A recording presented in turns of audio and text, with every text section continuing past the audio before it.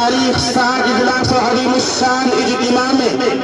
اللہ کیسر افتخار و رہبران قوم و ملت کی قابل قدر شخصیات کو اپنے درمیان پا رہا ہوں۔ ان حضرات کی آمد پر میں جتنا بھی رب کریم کا شکریہ ادا کروں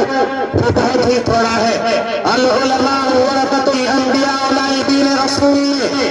آپ لوگوں کی عقیدت و محبت میں اپنی تمام اہم مشغولیات و مصروفیات کو بالائے طاق رکھ کر ہماری حوصلہ افزائی فرمائی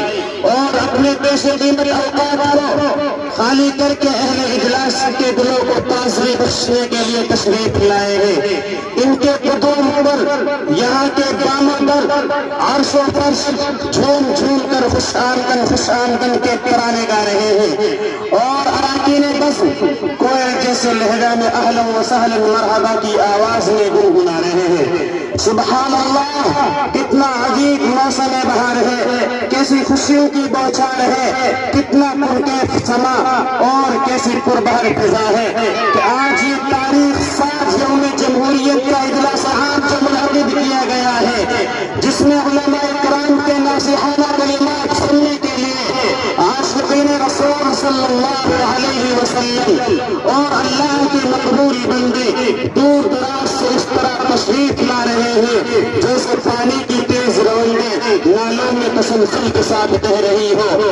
اے ابر کرم درخم کے برس اتنا نہ برس کہ وہ آ نہ سکے، اے ابر کرم درخم کے برس اتنا نہ برس کہ وہ آ نہ سکے، جب وہ آ جائے تو اتنا برس جم کے برس تھم کے برس کہ وہ جا نہ سکے۔